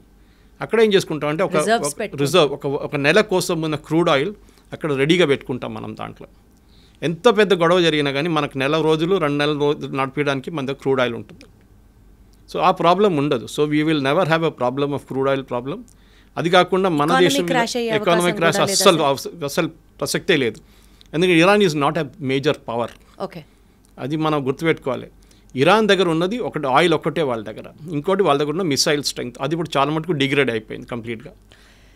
సార్ ఇప్పుడు బేసికల్గా ఇరాన్ దృష్టిలో ఇజ్రాయెల్ అనే ఒక నేషన్ ఎగ్జిస్ట్ అవ్వకూడదు అని ఒక డామినెన్స్ కోసం స్టార్ట్ చేసిన ఫైట్లో యుఎస్, యూకే, చైనా, ఈ 3 నేషన్స్లో సార్ ఏది అడ్వాంటేజ్ తీసుకొని ఆ మంటలో నిప్పులో ఆజ్యం పోయడం అంటారు చూడండి, ఆ ఆజ్యం పోసే దేశం ఏది? అండ్ పీస్ పేరుతో సైలెంట్గా పవర్ని గ్రాప్ చేసే స్కెచ్ ఏ దేశం వేస్తుంది సార్? మీరు యూకే, యుఎస్, ఇజ్రాయెల్ ఒక్కటే కలిసి పనిచేస్తున్నారు. ఎందుకంటే ఇప్పుడు ఇరాన్ నుంచి ఫైర్ చేసిన మిసైల్స్ మొన్న కూడా దాంట్లో 30% మిసైల్స్ని కొట్టిపడేస్తుంది యూకే, యుఎస్ అని కాకుండా ఈవెన్ జార్డన్ ఫైటర్ ఎయిర్క్రాఫ్ట్. మిగతా ఐరన్ డోమ్కి వచ్చేదాకా, ఇజ్రాయెల్ దగ్గర వచ్చేదాకా 70% మిగిలింది. దాంట్లో కూడా వాళ్ళు ఆల్మోస్ట్ 90% కొట్టిపడేశారు, 10% మిస్ అయిపోతుంది. ఇప్పుడు మనం కూడా మన పాకిస్తాన్ జరిగినప్పుడు మీరు చూస్తుంటారు, ఆకాశంలో కొడుతున్న షాట్స్ ఉన్నాయి చూడండి, అదే జరుగుతుంది. మన దగ్గర ఉన్న ఐరన్ డోమ్ S-400, అది కాకుండా దాని తర్వాత నెక్స్ట్ మన దగ్గర ఆకాష్ తీర్ ఉంది, దాని తర్వాత యాంటీ ఎయిర్క్రాఫ్ట్ గన్స్ ఉంది. నడిమిట్లో ఒక 5-6 ఉన్నాయి మిసైల్ రేంజెస్. ఇజ్రాయెల్ దగ్గర డేవిడ్ స్లింగ్ అని ఒకటి ఉంది, that is beyond 200 to 300 kilometers వచ్చే మిసైల్స్ తీసుకుంటుంది. దగ్గరకు వచ్చిన 100 kilometers మిస్టి ఇది మన వాళ్ళ ఐరన్ డోమ్ చూసుకుంటుంది అనమాట. అది కాకుండా పేట్రియట్ అని చెప్పి ఇంకో ఎక్స్టెండెడ్ రేంజ్ 500 kilometers ఇంకోటి ఉంది వాళ్ళది, అది అమెరికన్ టెక్నాలజీ. అది ఇది 3 వాడుకోవడం. అది కాకుండా అమెరికా థాడ్ అని చెప్పి వాళ్ళకి ఒక సిస్టమ్ ఉంది, THAD, అది మన S-400 లాగా అనమాట. దాన్ని కూడా అమెరికా ఒక సెట్ తీసుకొచ్చి ఇజ్రాయెల్లో పెట్టారంట, చెప్పట్లేదు దాని గురించి, మాట్లాడలేదు. అంటే US is silently supporting Israel, has to and is doing it also. Trump చాలా క్లియర్గా చెప్పారు నిన్న కూడా, we're not fighting this war, but at the same time we're not backing out Israel, we're supporting Israel. ఎందుకంటే Israel అనే ఒక community, ఈ Jewish community, US అని కాదు, లోకంలో ఎక్కడైనా they are the most powerful community. Finance వాళ్ళ చేతిలో ఉంటుంది, మీడియా వాళ్ళ చేతిలో ఉంటుంది. యుఎస్లో కూడా అంతే. ఏ యుఎస్ పొలిటీషియన్ కూడా జ్యూస్ని ఇగ్నోర్ చేయరు. ఓకే, ఆ పరిస్థితి ఇప్పుడు మన భారతదేశంలో డయాస్పోరా ఉన్నారు చూడండి, మనం ప్రొఫెషనల్స్, మన డాక్టర్స్ కానీ ఇంజనీర్స్ కానీ ఉంటాం, వాళ్ళది కాదు, వాళ్ళు మీడియా కంట్రోల్ చేస్తారు. ట్రంప్ ఎక్కువ రిలీజ్ చేస్తే ట్రంప్ని దింపేస్తారు, బైడెన్ దింపినట్లు. ఆ పవర్ ఇజ్రాయెల్కి ఉంది. ఇజ్రాయెల్ అని కాదు, జ్యూస్కి ఉంది. వాళ్ళు ఏ దేశంకైనా వెళ్ళండి మీరు, జ్యూస్ ఉంటారు అక్కడ. మన ఎప్పుడు జోకింగ్లు చెప్తారు, ఎక్కడ పోయినా మలయాళీలు కనిపిస్తారు, కేరళ నుంచి ఉన్న వాళ్ళు ఈవెన్ మూన్లో కనిపిస్తారు, అదేలాగా ఇజ్రాయేలీలు కూడా కనిపిస్తారు, జ్యూస్ కనిపిస్తారు. కరెక్ట్ అది. And what about UK and China sir? China ఇప్పుడు ఏం చెప్పారండి, UK is part of this deal anyway. Okay, దాంట్లో డౌట్ లేదు. యూకే ఇస్ విత్ ఇజ్రాయెల్ అనమాట. వాళ్ళు చిన్న చిన్నగా చేసుకుంటారు. చైనా ఎవరికి సపోర్ట్ చేస్తుందో చైనా ఎవరు చేయట్లేదు ఇప్పటికి. చైనా ఓన్లీ రెజల్యూషన్ పాస్ చేస్తుంది, మేము కండెమ్ చేస్తున్నాం, మేము అది చేస్తున్నాం, ఇది చేస్తున్నాం. ఎందుకంటే చైనాకి భయం ఏంటంటే మేము దీంట్లో గిట్ట దడితే యుఎస్ వచ్చి అక్కడ వాళ్ళ తైవాన్ దగ్గర వచ్చి కూర్చుంటారు, యుఎస్ సౌత్ చైనా సీలో మమ్మల్ని మా షిప్ని పోనీయరు, మేము దీంట్లో గొడవ మాకు పెట్టక్కర్లేదు. వాళ్ళు ఓడిపోతున్న పార్టీతో మేమేం పెట్టుకోము ఇరాన్లో, వాళ్ళు ఓడిపోతారు, రేపు పారిపోతారు, ఆయన రష్యాకి వెళ్ళిపోతారు, ఎక్కడికి వెళ్తారో తెలియదు ఖమేని, కానీ వెళ్ళిపోతారు, గాయబైపోతారని ఒక కాన్ఫిడెన్స్. అంటే ఎవరికి ఇరాన్ మీద నమ్మకం లేదు ప్రస్తుతం. లేదు, ఎందుకంటే ఆ రెజీమ్ పవర్ పోయింది ఇప్పుడు. ఓకే, వాళ్ళు ఇన్ని రోజులు ఏమనుకున్నారంటే వీళ్ళు ఇన్విన్సిబుల్ పవర్, వీళ్ళ దగ్గర మిసైల్స్ 1,00,000 మిసైల్స్ ఉన్నాయి, వాళ్ళు ఈజీగా ట్యాకిల్ చేసుకోండి. ఇజ్రాయెల్ ఎట్లా అంటే వాళ్ళు 1 సంవత్సరం ప్లాన్ చేశారు ఈ ఆపరేషన్, రైజింగ్ లైన్ ఆపరేషన్. ఇప్పుడు మన జరుగుతున్న ఈ ఫైట్ కరెక్ట్గా ప్లాన్ చేసుకొని వాళ్ళు ఆ టార్గెట్స్ కొట్టారు. ఫస్ట్ ఆర్మీ జనరల్స్ మొత్తం వైప్అవుట్ చేసేసారు, రెవల్యూషనరీ గార్డ్ టాప్ టియర్ అంతా చేసేసారు. ఆలోచించండి, ఒక దేశంలో ఉన్న టాప్ మిలిటరీ కమాండ్ మొత్తం తీస్తే ఎట్లా ఫంక్షన్ చేస్తారు. సరే అని చెప్పి Khamenei next in command army చీఫ్ని అపాయింట్ చేశారు. ఆయన్ని 1 గంట సేపు ముందు కొట్టిపాడేశారు, ఇజ్రాయెల్ ఖతం చేశారు ఆయన కూడా. ఇప్పుడు ఆలోచించండి, భయపడతారు, కొత్తని పెడితే వాడిని కొట్టేస్తారు. సినవార్ అదే అయింది, సినవార్ చనిపోయినప్పుడు వాళ్ళు ఇజ్రాయెల్ చంపిన తర్వాత వాళ్ళ బ్రదర్ని అపాయింట్ చేశారు, వాడిని 6 నెలలలోపు వాడిని కూడా కొట్టేశారు. అదే సార్, ఇజ్రాయెల్ మాస్టర్ మైండ్తో చూసుకుంటే ఇది కేవలం ఇజ్రాయెల్ వర్సెస్ ఇరాన్లా చూడాలా, లేకపోతే is this paving a way for third world war? Third world war ఇక్కడ జరగదండి, it's only a concept. First world war, second world war ఎందుకు జరిగింది? చిన్న కిడ్నాపింగ్ ఇన్సిడెంట్తో జరిగింది first world war. Second world war ఒక మిస్అండర్స్టాండింగ్తో స్టార్ట్ అయింది. దాని తర్వాత వీళ్ళందరూ వచ్చి పడ్డారు, జర్మనీ కానివ్వండి, ఫ్రాన్స్ కానివ్వండి, తర్వాత లాస్ట్ యూఎస్ కూడా వచ్చి పడ్డారు. అలా ఒక్కొక్క దేశం కలుసుకుంటూ వెళ్తే వరల్డ్ వార్ ఎప్పుడు జరగదు. ఫస్ట్ ఆఫ్ ఆల్ అందరికీ first world war, second world వార్లో trade was not a big thing. ఇప్పుడు trade is very big thing. అందరికి భయం ఏంటంటే ఇప్పుడు ఏదైనా యుద్ధం వస్తే మా ట్రేడ్ పెద్ద దెబ్బతింటుందని. ఇప్పుడు చూడండి, యుక్రెయిన్ రష్యా 3 సంవత్సరాల నుంచి కొట్టుకుంటున్నారు, ఎవరైనా కలుస్తున్నారండి? ఎవరు కలవట్లేదు. రష్యాకి తెలుసు మేము ఇది గెలవలేము మొత్తం, కానీ యుక్రెయిన్ తెలుసు మేము కూడా గెలవలేము అని చెప్పి, కానీ కొట్టుకుంటున్నారు. అదే సార్, ఒక్కొక్కళ్ళ శత్రువు ఒక్కొక్కళ్ళకి మిత్రుడు అవుతారంటారు కదా, ఎనిమీస్ మై ఫ్రెండ్. ఎగ్జాక్ట్లీ అలానే కనుక ఆలోచిస్తే ఇప్పుడు రష్యా అండ్ ఇజ్రాయెల్ ఫ్రెండ్స్ అయిపోతున్నారు, బికాజ్ ఆల్రెడీ వాళ్ళిద్దరూ ఒకరికొకరు సపోర్ట్ చేసుకుంటున్నారు. ఇలా ఒక్కొక్క దేశం యాడ్ చేసుకుంటూ వెళ్తే రేపు ఒక పెద్ద విధ్వంసం జరుగుతుందా అని భయం వేస్తుంది. ఏం కాదండి, వాళ్ళ సెల్ఫిష్ ఇంట్రెస్ట్ చూసుకుంటున్నారు. రష్యాకి ఇప్పుడు టైం లేదు, రష్యాకి వాళ్ళ దగ్గర ఉన్న యుక్రెయిన్తో ప్రాబ్లం నడుస్తుంది, వాళ్ళు ఎవరిని సపోర్ట్ చేయడానికో ఎవరిని డిఫెండ్ చేయడానికి వెళ్ళరు. వాళ్ళ ఇంట్లోనే మంట పట్టుకుంది, వాళ్ళు చూసుకుంటున్నారు దాన్ని, ఇంకొక ఇంట్లో ఏం చూసుకుంటామని వాళ్ళు. So they will not do anything. China నేను చెప్పినట్లు బికాజ్ వాళ్ళ ఇంటర్నల్ ప్రాబ్లమ్స్, అమెరికాతో ఉన్న ట్రేడ్ ప్రాబ్లమ్స్ కానీ వాళ్ళు కూడా దీంట్లో వచ్చి పడరు ఇప్పటికీ present situation. They cannot help Iran also. మీరు మిసైల్స్ ఇచ్చినా కానీ వాళ్ళు ఇరాన్ వాడుకోలేరు ఇప్పుడు దాన్ని. ఆ టెక్నాలజీ డిఫరెంట్ ఉంటుంది. పాకిస్తాన్కి మొన్న ఇచ్చినట్టు వాళ్ళ టెక్నాలజీ లాగా అయిపోతుంది. వాడుకోవడానికి పాకిస్తాన్కి తెలియదు ఎట్లా వాడుకోవాలని, వాళ్ళు వాడుకోలేకపోయారు. వాళ్ళ డిఫెన్స్ సిస్టమ్స్ కానీ ఏదైనా చైనా దగ్గర తీసుకున్న ఎయిర్క్రాఫ్ట్ కానీ ఏదైనా కానివ్వండి. So Iran as a nation is finished. కానీ రెజీమ్ చేంజ్ జరుగుతుందా, లేకుంటే కొత్త లీడర్షిప్ టేక్ ఓవర్ చేస్తారా? ఆ కొత్త లీడర్షిప్ పాత లీడర్షిప్ కన్నా ఇంకా ఏం చెప్తారు, రిలీజియస్లీ ఇంకా కొంచెం అరగెంట్ అయిపోతారా, ఇంకా కొంచెం ఏం చెప్తారు స్ట్రాంగ్ అయిపోతారని భయం ఒకటి ఉంది. ఇప్పుడున్న లీడర్షిప్ కొంచెం మోడరేట్ అనిపిస్తారు మీకు అప్పుడు అని చెప్పేసి దాన్ని చూస్తూ ఉండాలి మనం. ఎందుకంటే షా ఆఫ్ ఇరాన్ కానీ వాళ్ళ కొడుకు, ఇప్పుడు షా ఆఫ్ ఇరాన్ లేరు కానీ వాళ్ళ కొడుకు వాళ్ళ ఫ్యామిలీ రిటర్న్ రావచ్చు అంటే అది రాలేరు. ఇరాన్లో డెమోక్రసీ వస్తుందంటే అది కూడా డౌట్. మీరు గుర్తుపెట్టుకోండి, ఇరాక్లో వెళ్ళారు యుఎస్, ఏం చేశారు, మొత్తం ధ్వంసం చేసి సద్దాం హుసేన్ బయట పంపించింది, అక్కడ మెస్ అయిపోయింది, ఇప్పుడు కొంచెం స్టేబుల్గా ఉంది. లిబియాకి వెళ్ళారు, ఏం చేశారు, ఇదే పని చేశారు. సిరియాకి వెళ్ళారు, ఏం చేశారు, ఇదే పని చేశారు.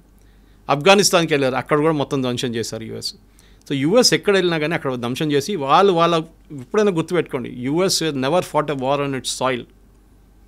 వాళ్ళ సాయిల్ మీద ఇవాళ దాకా ఒక ఫైట్ జరగలేదు, 2 సార్లు జరిగింది. ఒకటి పర్ల్ హార్బర్, జాపనీస్ పైలట్స్ వచ్చి వాళ్ళ మీద అటాక్ చేశారు, కామికాజే అటాక్ చేశారు. సెకండ్ 9/11 జరిగినప్పుడు. రెండుని యుద్ధం అని చెప్పలేము. కానీ సెకండ్ వరల్డ్ వార్ ఎండింగ్ వచ్చింది దాని తర్వాతనే. ఫస్ట్ పర్ల్ హార్బర్ జరిగిన తర్వాత న్యూక్లియర్ బాంబ్ తీసుకెళ్ళి వేశారు, మా మీద దాడి చేశారు కదా, మేము చేసి చూపిస్తామని చేసుకెళ్ళి. దానికోసం అమెరికా ఇప్పుడు కూడా ఇరాన్ అదే వార్న్ చేస్తున్నారు. మా బేసెస్ ఉంది ఖతార్లో, వీళ్ళ చాలా పెద్ద బేస్ ఉంది యూఎస్ది, సౌదీ అరేబియాలో పెద్ద బేస్ ఉంది. మీరు you name it and the basis there. యూఎస్కి 15 బేసెస్ ఉన్నాయి వెస్ట్ ఏషియాలో, పెద్ద వాళ్ళ 20 ఎయిర్క్రాఫ్ట్లు, మొత్తం అమెరికన్ సిటీ లాగా ఉంది వాళ్ళ దగ్గర. దాని మీద దాడి చేస్తే మేము మిమ్మల్ని ఫినిష్ చేసేస్తాము, మీరా హూతీలా ఎవరైనా కానివ్వండి. అదొక భయం ఇరాన్కి ఉంది. ఎలాగో అమెరికా డైరెక్ట్గా సపోర్ట్ ఇజ్రాయెల్కే చేస్తుంది, సో ఇరాన్తో పెట్టుకోదు. ఒకవేళ పెట్టుకోదలుచుకున్నా Iran will be finished with the help of Israel automatically.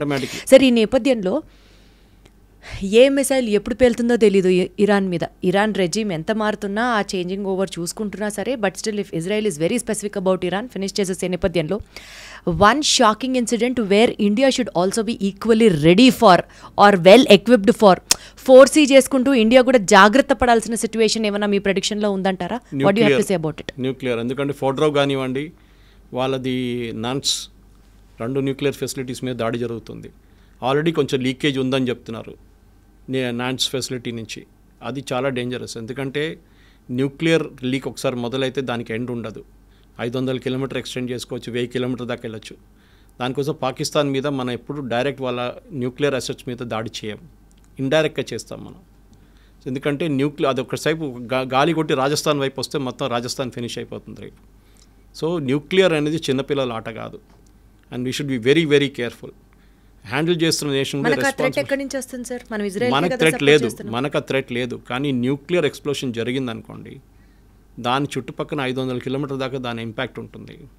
దానికోసం ఇజ్రాయెల్ ఇప్పుడు కూడా వాళ్ళ అసెట్స్ మీద దాడి చేయట్లేదు, వాళ్ళ ఎంట్రన్స్ మనం కొట్లనే ఎంట్రన్స్లో కొడుతున్నారు దాని, ఎందుకంటే అన్ని మౌంటైన్స్ లోపల ఉంటుంది.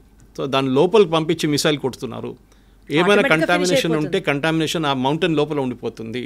దాని తర్వాత కాంక్రీట్ వేసి సీల్ చేయొచ్చు. చెర్నోబిల్ మీకు అందరికి గుర్తుంటుంది, మనందరికీ చెర్నోబిల్ న్యూక్లియర్ ప్లాంట్ బ్లాస్ట్ అయినప్పుడు. ఇప్పుడు కూడా నెక్స్ట్ 2000 సంవత్సరాలు కూడా దాని పక్కన ఎవరు ఉండలేరు 500 కిలోమీటర్ దాకా. దాని న్యూక్లియర్ ఇంపాక్ట్ ఇప్పుడు కూడా జనరేషన్స్కి ఫీల్ అవుతుంది. క్యాన్సర్ లాంటి పెద్ద పెద్ద రోగాలు, పిల్లలు అసలు పుట్టినప్పుడు కాళ్ళు ఉండవు, చేతులు ఉండవు, ఇట్లాంటి చాలా ప్రాబ్లమ్స్ ఉంటుంది. సో న్యూక్లియర్ అనేది చిన్నపిల్ల బ్యాలిస్టిక్ మిసైల్ లాగా కాదు. న్యూక్లియర్ టెక్నాలజీ అనేది డిఫరెంట్ ఇంపాక్ట్ ఉంటుంది. దానికోసం ఎవరైనా కానివ్వండి, దానికోసం ఇజ్రాయెల్ కూడా తెలుసు ఎక్కడ దాకా కొట్టాలో వాళ్ళు కొడుతున్నారు. దాని తర్వాత అమెరికా చూసుకుంటారు మిగతా అని చెప్పేసి. సో అమెరికా ఏం చేస్తారంటే, ఇప్పుడు బహుశా ఏం జరగబోతుందంటే, ఆల్రెడీ ట్రంప్ G7 నుంచి రిటర్న్ వచ్చేసారు, జల్దీ 1 డే ముందే వచ్చేసారు. ఏం చేయబోతున్నారంటే, they will hold nuclear assets, transfer చేసుకుంటారు. ఇప్పుడు పాకిస్తాన్ దగ్గర కూడా అదే చేశారు. పాకిస్తాన్ న్యూక్లియర్ అసెట్స్ మీద అమెరికా పట్టుంది, ఎందుకంటే అది తాలిబాన్ దగ్గర దొరికింది అనుకోండి ఫినిష్డ్. తాలిబాన్ రేపు తీసుకొచ్చి యూఎస్ మీద వేస్తారు. వాళ్ళకి అది భయం ఉంది ఒకటి, ఎవరు టెర్రరిస్ట్ చేతిలో పడకూడదు. అది మెయిన్ స్ట్రాటజీ. అది ఇజ్రాయెల్ ఉండనివ్వండి, యూఎస్ ఉండనివ్వండి, యూకే ఉండనివ్వండి, మనం కూడా అంతే. న్యూక్లియర్ కమాండ్ అనేది ఒక డెమోక్రటిక్ గవర్నమెంట్లో డిఫరెంట్ ఉంటుంది. ప్రైమ్ మినిస్టర్ దగ్గర న్యూక్లియర్ బటన్ ఉంటుంది లాంచ్ చేయాలంటే, కానీ ప్రైమ్ మినిస్టర్ మోదీ సపరేట్ ఆ బటన్ ప్రెస్ చేయలేరు. ఒక చైన్ ఆఫ్ కమాండ్ ఉంటుంది. చాలామంది అప్రూవ్ చేసి లాస్ట్లో బాంబింగ్ కోసం అప్రూవల్ వస్తుంది అనమాట. అండ్ మనకు already no first use policy ఉంది. సో మనం ఇప్పుడు వాడం, కానీ మన దగ్గర 180 దాకా రెడీమేడ్ మిసైల్స్ ఉన్నాయి. దాన్ని అసెంబుల్ చేయడం, పంపించడం. న్యూక్లియర్ మిసైల్స్ ఎప్పుడు అసెంబుల్ చేసి పెట్టరు, కానీ ఫిట్ చేయాల్సి వస్తుంది అనమాట. వార్ హెడ్, అది మిసైల్ ఉంటుంది, దాని మోటార్ ఉంటుంది, దాని మిగతా పార్ట్స్ ఉంటుంది, లాస్ట్ వార్ హెడ్ ఉంటుంది. దానిలో నార్మల్ బాంబ్ పెట్టచ్చు, న్యూక్లియర్ బాంబ్ పెట్టచ్చు, కానీ న్యూక్లియర్ బాంబ్ ఎవరు వాడరు. I keep repeating this. So ఒక థ్రెట్గా వాడుకుంటారు, కానీ ఎప్పుడు న్యూక్లియర్ వాడరు ఎవరు, ఏ రెస్పాన్సిబుల్ నేషన్ అయినా కానీ. సో ఈ విషయంలో భారతదేశం జాగ్రత్తగా ఉండాలి, పాయింట్ నెంబర్ 1. అండ్ దీనికంటే మోస్ట్ ఇంపార్టెంట్లీ పీస్ ఎస్టాబ్లిష్ అవ్వడం ఇంకా బెటర్ సార్. అట్లీస్ట్ మనకి చాబార్ ఫోర్ట్ ఎక్కడ పోకూడదండి. వీ నీడ్ చాబార్ ఫోర్ట్, చాలా ఇంపార్టెంట్. ఎందుకంటే మనకి సోవియట్ యూనియన్ ఆ రీజన్లో ఆఫ్ఘనిస్తాన్ కన్నా కొంచెం పైన మనకి ఇప్పుడున్న రిలేషన్షిప్ అజర్బైజాన్తో వీళ్ళు కొట్లాడబెట్టుకున్నాం. మన అర్మేనియాని సపోర్ట్ చేస్తున్నాం మనం. Armenia's technically Christian country, Azerbaijan is totally Islamic. దానికోసం పాకిస్తాన్ సపోర్ట్ చేస్తున్నారు. టర్కీ, అజర్బైజాన్, పాకిస్తాన్ వీళ్ళు ముగ్గురు ఒక ట్రయోకా అయిపోయారు పార్ట్నర్షిప్లో. సో అదే టైంలో అజర్బైజాన్ మీద దాడి జరిగి యుద్ధాలు జరిగింది అక్కడ కూడా. నగోర్నా కారాబాక్ అని చెప్పి పెద్ద ఒక ఏరియా ఉంది, దాని మీద పెద్ద గొడవ నడుస్తుంది, మన కాశ్మీర్ లాగానే. సో దానికి సపోర్టింగ్ మనం చేస్తున్నప్పుడు, and as per our reports, ఇప్పుడు మీడియాలో కూడా వచ్చింది, నేను సీక్రెట్గా ఏం చెప్పట్లేదు, we're got air base in Armenia, మన దగ్గర ఉందంట ఒక బేస్ అక్కడ. సో మనకి చాబార్ ఫోర్ట్ ఇరాన్ నుంచి, ఎందుకంటే గల్ఫ్ నుంచి వచ్చే షిప్స్ని మనం ఈవెన్ ఇండియా వైపు నుంచి వచ్చే షిప్స్ని డైరెక్ట్ అర్మీనియా పంపించడానిక లేకుంటే ఆఫ్ఘనిస్తాన్ పంపించడానికి మనకు ఒక రూట్ ఉంటుంది. ఇరాన్లో మనకు ఒక ఫేవరబుల్ రెజీమ్ ఉంటే, గవర్నమెంట్ రేపు వస్తే మనకు మంచిది, మళ్ళీ ఇంకొక పాకిస్తాన్ లాగా తయారు కాకూడదు. కానీ అది చూసుకుంటారు, ఇజ్రాయెల్ కానీ యూఎస్ కానీ చూసుకుంటారు, వాళ్ళకి పప్పెట్ రెజీమ్ని పెట్టుకుంటారు అక్కడ. ఇప్పుడు బంగ్లాదేశ్లో ఎట్లా చేశారు అట్లనే వాళ్ళ కోసం కావాలని మనిషిని అక్కడ పెట్టుకుంటారు వాళ్ళు, అంతే.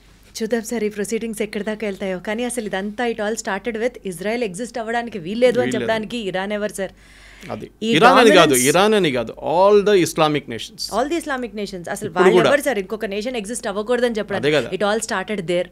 ఆ మైండ్ సెట్ నుంచి బయటకు వస్తే మేబీ ఈ రెండు నేషన్స్ మధ్యలో పీస్ ఎస్టాబ్లిష్ అయ్యి ప్రపంచం అంతా హ్యాపీగా సాఫీగా సాగుతుందని ఎక్స్పెక్ట్ చేద్దాం. Thank you so much Suresh గారు, వండర్ఫుల్ టాకింగ్. Thank you. నిజంగా ప్రస్తుతం ఉన్నటువంటి సమాజం దేనికి ప్రయారిటీ ఇస్తుంది? ఆర్థిక సంబంధాల చుట్టూ మాత్రమే తిరుగుతుంది. మళ్ళీ ఎన్నికలంగానే చాలా విరక్తి కలుగుతాను. మంచి అనిపిస్తుంది కదా, లేడీస్ కూడా ఛాలెంజింగ్ జాబ్స్ చేసినప్పుడు చాలా బాగుంటది. ట్రాఫిక్ అసిస్టెంట్స్ గా నియమించిన ట్రాన్స్జెండర్స్ అందరితో సాల్యూట్ చేయించుకుంటున్నారు. ఫుడ్ డెలివరీ ఇవ్వటానికి వెళ్ళినటువంటి డెలివరీ బాయ్ అనిల్ పై కళ్ళ ముందు